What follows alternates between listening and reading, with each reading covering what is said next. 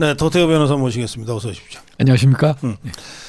네, 지난 토요일 대구에서 선진변협 대구 강연회가 있었는데 네네.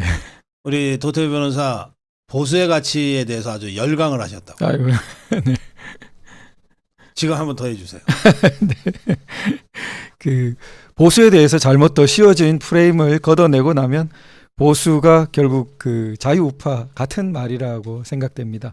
그런데 이제 지금 현재는 객이 이 보수 본류를 몰아내고 주인 행세를 하고 있는 격이라고 그렇게 생각되는 그런 취지의 강연이었습니다. 어쩌다가 우리가 다 쫓겨났어요? 글쎄 이제 가장 첫째 원인으로는 보수의 적이나 상대방과 싸운다고 해서 다 보수가 아니라는 거. 그걸 망각했다는 데 있는 것 같습니다. 우리가 좀 약해지고 그랬을 때 한 손도 아쉬우니까 이제 같이 싸워준다고 해서 이제 뭐 연합 세력이라고 생각하는 것까지는 좋은데 그 자각 노력을 소홀히 한 채 점점 그런 사람들에게 주도권을 뺏기다가 지금은 이제 뭐 그 사람들이 안방을 다 차지하고 그게 네. 조국 흑서팀이 그런 거지. 네, 뭐 진중권, 김경률 예. 그때 그것들이 저쪽에 좌파에서 장사가 잘 안 돼가지고 슬그머니 조국이를 이제 먹이 삼아 이렇게 변신할 때 그 위험성을 제가 여러 번 경고를 했는데 근데 사람들이 아니 그래도 어쨌든 잘 싸워주지 않냐고. 그렇죠. 그리고 당시에 당에서도 아니 그런 자들을 불러다가 무슨 특강도 듣고 그렇죠. 무슨 당대표 후보 무슨 인터뷰도 맡기고 막 그러더라고. 아주 잘못됐습니다. 우리가 뭐 이승만, 박정희, 우리 현행 헌법, 87년 헌법, 또 나아가선 자유통일 이런 분명한 본류의 흐름을 가진 대한민국의 중추 세력인데 그걸 버리고 자신을 빨간 바이러스라고 소개하고 뭐 공동체가 파괴돼도 난 개의치 않는다라는 보수의 아주 반대 가치관 가진 사람, 또 평생 참여연대 뭐 박원순의 정신적 기초가 있는 것 아닙니까? 뭐 반 이승만 뿌리가 너무나 깊은 그러한 참여연대에서 평생을 보냈던 사람, 이런 사람을 지금은 뭐 보수 사령탑으로 거의 뭐 모실 형국이 됐으니 아니 참 내가 어이가 없어서 아니 진중권이나 김경률이나 저것들이 좌파 활동을 할 때 저는 이제 이 자유파 패널로 뭐 수십 번 수백 번 논쟁을 했는데 그때 찍소리도 못하던 것들이거든. 아니 이것들이 언제 여기 와갖고서 왜 주인 노릇을 하는지 모르겠네. 그 말은 뭐 수식어를 뭐 친윤대 뭐 이런 식으로. 근데 사실은 자신들은 그런 말을 할 자격이 별로 없어요. 그냥 용병에 가까운. 아니 그렇지. 그야말로 기회주의자들이지. 저 좌파들 제대로 된 좌파들은 거들떠보지도 않는 것들인데. 아니 그런데 뭐 진중권이나 김경률이는 그렇다 치고. 아니 한동훈이는 정체가 뭡니까? 그러니까 우리가 흔히 그 사람 자신을 너무 이러는지 저러는지 모르겠다 할 땐 그 주변을 보라고 하지 않습니까? 그가 누구를 가까이 하는지 보라. 그가 누구를 핵심 조언자로 두는지 보라. 그랬을 때 지금 진중권, 김경률, 하문경 어떻게 그런 사람들만 거론이 되는 겁니까? 그리고 그걸 보면은 너무나 그 어떤 흐름이 보이지 않냐 이런 생각을 하게 됩니다. 그러면 지금 한동훈이 뭐 어쨌든 전당대회 국민의힘 대표로 뭐 그동안은 이 대세론을 구가했어요. 지금은 대세론이 다 깨져버렸지만 그러면 도대체 우리 자유파 국민들 또 국민의힘의 당원들은 그건 무슨 생각을 하는 거냐? 지금 정말 그 박사님도 강조하시지만 절대절명의 그 기로에 서 있다는 것을 뭐 느끼고 계시겠지만 정말 우리가 때로 급하다 보면은 임시방편적인 대책을 많이 취하지 않습니까? 근데 임시방편적인 대책이 거듭되다 보면은 진짜 소중한 걸 돌보거나 우리가 어디로 향하고 가는지 다 나중에는 길을 다 잃어버릴 때가 있거든요.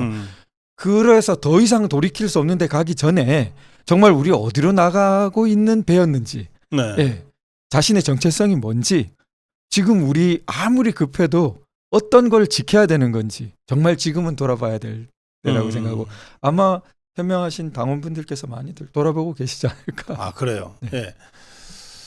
그 한동훈이의 화양연화 발언 있죠. 네. 그거 어떻게 보십니까? 그러니까 뭐 이 사실 문재인 정권 초기라는 것이 우리 보수 시민 자유우파 국민들에게는 너무나 뼈아픈 시기였습니다. 네. 세상이 마치 광란으로 이렇게 돌아가는 것 같았고 광풍이 휘몰아치는 것 같을 때였죠. 그럴 때를 화양연화로 표현했으니까 얼마나 그 참 멀리 있는가를 볼 수 있는데요. 그건 자신이 단지 검사였다라고만 표현하기엔 화양연화라는 표현과는 어울리지 않지 않습니까? 그런데 당시 이제 그 특검, 저도 이제 박근혜 대통령님 변호를 하면서 이렇게 보면은 제가 굉장히 좀 특이하게 생각했던 것이 당시 그 박근혜 대통령님 형사재판의 계기가 됐던 것이 민노총과 참여연대 고발장이에요. 그 아주 유명한 고발장인데 그 탄핵 광풍이 휘몰아치기 직전 그 고발이 됐습니다. 근데 형사사건에서 보니까 좀 그때 너무 이상하게 생각했던 거는 그 고발장 구도가 너무 나중에 그 기소되는 구도하고 똑같은 거예요. 그래요? 네. 그게 왜 특이하냐면은 소위 그 당시 그 수사 기록이 뭐 10만 쪽 그리고 방대한 수사 기록으로 유명한. 그러면 그 방대한 수사를 하기 전에 고발장 들어간 거하고 그 방대한 수사를 거친 후에 나온 공소장하고 어떻게 그렇게 갔냐는 거예요.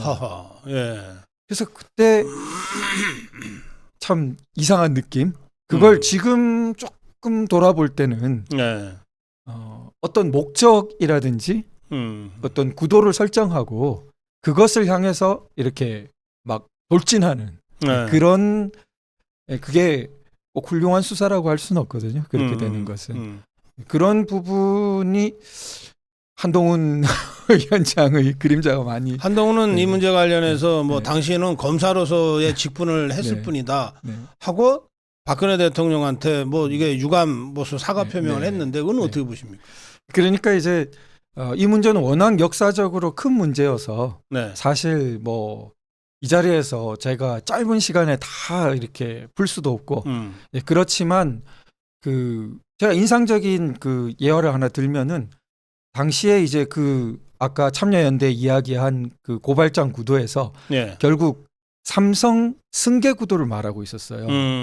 그래서 삼성 승계 구도와 뇌물죄 이렇게 그 당시 딱 구도가 그랬단 말이에요. 참여연대는 삼성하고 뭐 수십 년간 싸워온 데 아닙니까? 그래서 민노총 참여연대가 그 삼성의 승계 구도를 말하면서 세 가지 중요한 분수령을 말했는데 수사가 딱 그 세 가지를 해서 갑니다. 그 첫 번째가 그 부당 합병이라는 거예요. 삼성물산과의. 그래서 국민연금이 정당하지 않은데 외압으로 그걸 동의해줬다. 그게 이제 굉장히 큰 수사 부분이었는데 그것 때문에 보건복지부 장관 문영표 장관이 이제 옥고를 치르게 되죠. 그 안에 국민연금 안에 뭐 리서치부라든지 이런 중요 직책의 책임자에 가까운 분이 그 어떤 그 기대되는 진술을 끝까지 하지 않았어요. 그러니까 뭐 외압 이런 게 아니라 자신은 정당한 리서치를 통해서 그 결론에 이른 거다. 가족을 다 털고 막 이러는데도 그 나중에 수사관이 당신 자꾸 그러면은 옷 바꿔 입고 나랑 만날 수 있다. 유명한 옷 바꿔 입는다는 게 교도소복으로 갈아입고 그게 이제 재판 증언에서 했기 때문에 참 기록에 남아있는 저도 인상적으로 남아있는 말인데 그런 말이 이루어졌을 정도의 참 그런 수사였습니다. 하여튼 그래서 뭐 이 좀 한동훈이가 뭐 박근혜 대통령한테 뭐 사과를 했니 어쩌니 뭐 이건 무슨 말장난도 아니고 말이지. 하여튼 좀 그렇습니다. 이 한동훈이가 백서를 지금 극구 공개를 지금 막고 있거든요. 맡고 있는데 엊그저께는 이런 말을 아예 했어요. 뭐 그 사람들이 왜 뭐라고 그 평가할 자격이 있냐. 국민이 다 알고 시민이 다 아는데라고 얘기하더라고요. 그래서 제가 좋다. 그러니까 나는 모르겠으니까 그러면 네가 안다 그러니 그 대답해봐라. 그러면서 10가지 질문했어요. 그중에 질문 하나가 도태우 왜 잘랐냐. 혹시 왜 잘렸는지 아세요? 아니요. 다들 뭐 호떡 뒤집듯이 뭐 이런 표현도 있었고. 왜냐하면 너무 순식간에 뒤집히고 막 이랬기 때문에 예를 들어 가지고 흔히 제가 이제 5.18 뭐 관련 발언 이랬는데 사실은 5.18 관련 발언으로는 두 차례 입장문 내면서 예. 한 차례 유지하고 다시 위기가 와서 다시 또 유지했습니다. 2차 입장문 후에. 예. 그래서 그 날이 수요일로 기억되는데 수요일 저녁 무렵에 그 소식이 나오면서 보도되면서 얼마나 많은 사람들이 이제 뭐 물론 저와 좀 동조하는 분들이겠지 너무 기뻐하고 그런데 다 이제 끝났다. 예, 예. 그 다음 날 밤에 다시 취소됐거든요. 그리고 그 다음 날 그 하루 사이에 하루 사이에 있었던 일이라고는 이제는 제가 옛날에 그 문재인 정권 초기에 문재인 정권 공격했던 거 문재인 대통령 그걸 다시 문제 삼고 저 여적죄로 고소하고 예, 그런 예, 거. 그 무렵 예. 아니 그건 예. 정당한 저 활동이지 시민사회 단체로서. 네. 아니 그런 기준으로 따지면은 그 소위 소련은 해방군 미군은 점령군이란 말을 받아가지고 미소모도 점령군이라고 한 이재명 대표야말로 망언 중에 망언 아닙니까? 예. 그런데 이제 뭐 하여튼 잘렸어요. 네. 근데 당이 공천을 줬다가 네. 공천을 박탈한다면 뭔가 이유를 설명을 했을 것 같은데. 전혀 예. 하나의 통보도 없었고 저는 그날 밤에 뭐 전혀 모르고 있다가 나중에 밤늦게 언론 보도를 보고 처음 접했습니다. 직접 통보도 못 받았어요. 네. 그냥 언론 보도 보고 내가 잘렸네. 네. 그러니 이런 공천을 이걸 정말 당헌 당규도 지키지 않고 그 마구잡이로 그냥 지 마음대로 했을 거 아니에요. 그러니까 이런 것을 하나하나 바로 잡기 위해서 백서 작업을 해야 되는 건데 이거를 지금 공개를 못하게 지금 막고 있단 말이에요, 한동훈이. 네. 그러니까 우리 도태우 변호사는 아직도 왜 잘렸는지 설명을 들으신 적이 없으시고. 정당한 이유는 아니라고 생각됩니다. 알겠어요. 예.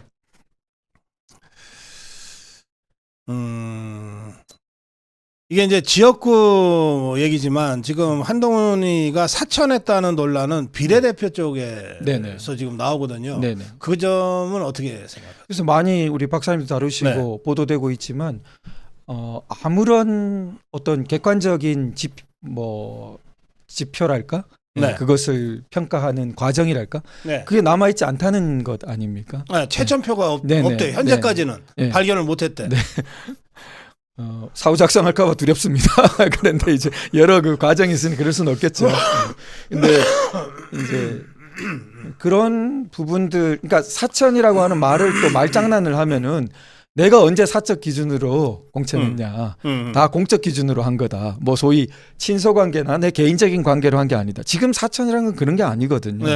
과정 자체가 공적이어야 하고 공당으로서 응당 가져야 할 과정이 안 된다는 것은 그것은 이미 결과의 부당함을 내포하는 거죠. 예. 그렇지. 예. 그리고 거기에서 또 하나 지적돼야 되는 것은 이게 단지 그냥 과정을 잘못하고 부당하다 정도가 아니라 사실 총선 이전에 소위 여론조성팀 이야기가 나오고 있는 거 아닙니까? 네. 그거는 그 총선 때 소위 대통령과의 갈등이 불거질 때 우리 대구 경북 지역에서도 굉장히 이상하달까요? 그런 현상이 관측됐는데 뭐냐면 어제까지 열혈 윤 대통령 지지 조직이었던 분들이 어느새 굉장한 맹목적인 그 한 위원장 지지 조직으로 바뀌어 있는 거죠. 아, 그래요? 네. 그거는 대통령과의 갈등이 굉장히 표면화된 시점에서 그렇다는 것은 한순간에 그렇게 될 수 있을까 우리가 그건 말이 안 되지. 네, 의문을 갖게 되거든요. 어떻게 일사불란하게 그렇게 될 수 있나. 근데 그 지점이 여론조성팀의 사전 존재라든지 그것과 연관되는 어떤 움직임, 즉 준비가 많았다는 거죠.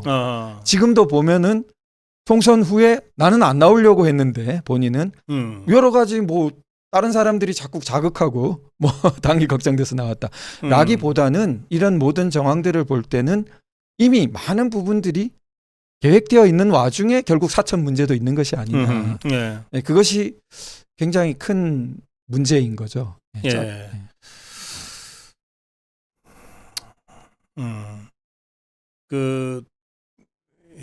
문자 김건희 여사 문자 1심 논란은 어떻게 보세요? 그러니까 우리 지금 뭐 정치적인 행위에 있어가지고 당사자와의 소통이 정말 중요하다라는 부분은 뭐 가장 기본일 테고요.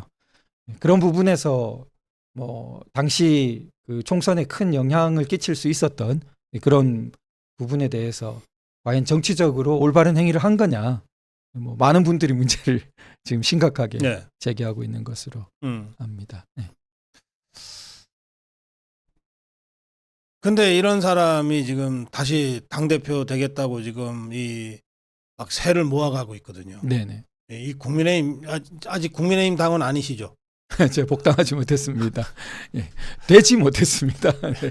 그러니까 이제 밖에서 보시는 건데, 네. 밖에서 보시기에 어때요?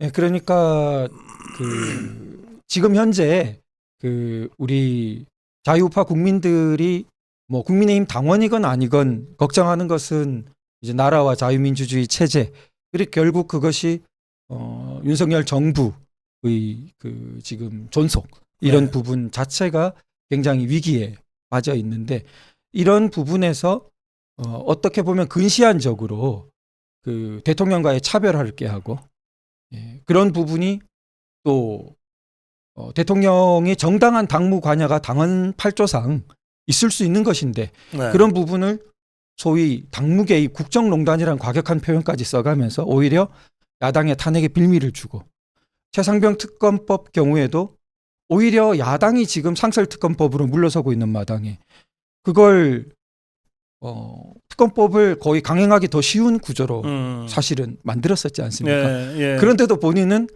한사코 무오류를 고집하거든요. 지금 잘못된 결정이나 태도를 취한 적이 없다, 이런 부분인데, 그 무오류적인 그 자신의 스탠스 설정이야말로 정치 세계에서는 정말 위험한 거 아닌가. 그럼요. 네, 예. 생각됩니다.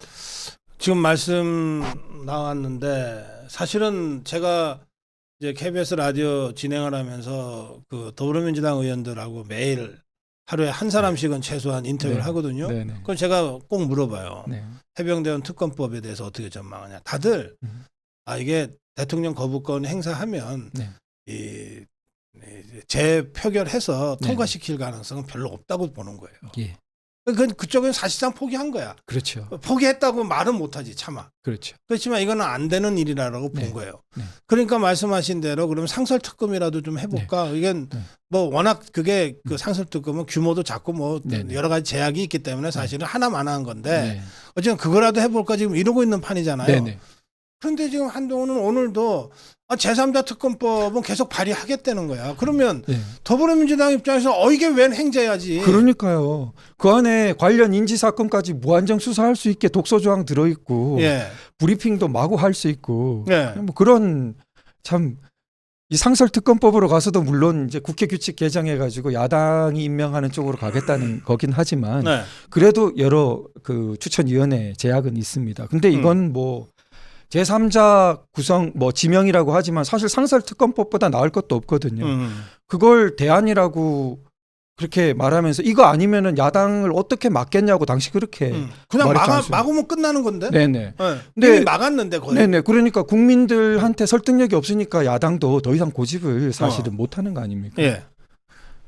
그래서 이제 제3자 추천, 네. 뭐 대법원장 추천, 네. 어쨌든 누군가 추천할 거 아니에요. 네네. 저 8년 전에 그 박근혜 네네. 대통령 탄핵 때 박영수. 네네. 그때 그 박근혜 대통령 쪽에서 네. 2명 추천 받았는데 네. 더불어민주당 쪽의 추천과 네. 그 안철수당 네네. 쪽의 추천이었잖아요. 네네. 박영수가. 네. 그중 이 사람이 그래도 좀 괜찮을 거야 생각해서 박영수 갔던 거 아닙니까? 네. 결과는 똑같아요. 오히려 더 안 좋아졌지. 네. 왜냐하면 특검으로 임명되는 순간 이 사람은 자기의 모든 명예와 네. 이 경력과 이런 거가 그 수사에 걸려버리는데 네. 대충 할 사람이 누가 있어요. 네네.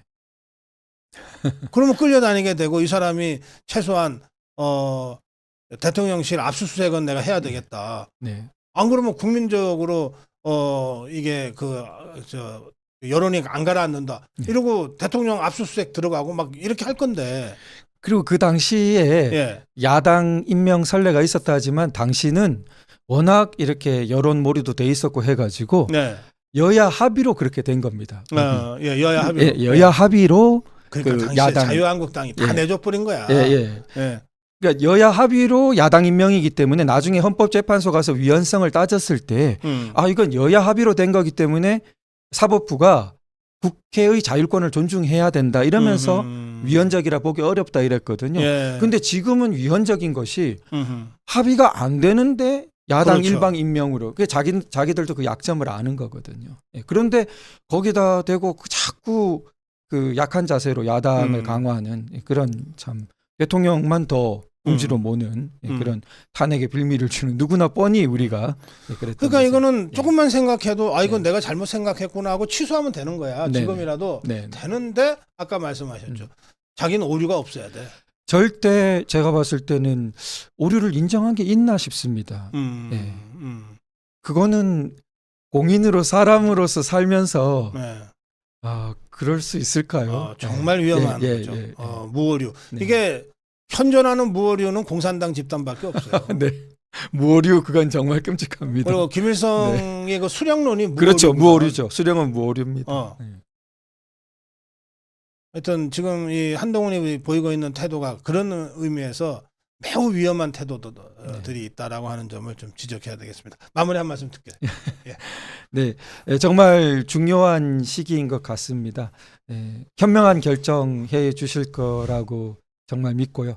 우리 그 보수 자유우파의 그 흐름이 우리나라를 정말 살리는 흐름인데 미래 비전에 적극적인 개척에 있어 우리가 부족했던 점은 반성은 반성대로 하더라도 정말 자신의 집을 객들에게 다 내어주고 우리나라를 세워왔던 보수의 본류, 자유우파의 본류가 완전히 쫓겨나서 허물어지는 그러한 붕괴되는 일 없도록 정말 중요한 이 앞으로의 일주일간 잘 보냈으면 좋겠습니다. 예, 고맙습니다. 도태호 변호사님과 함께했습니다. 고맙습니다. 감사합니다.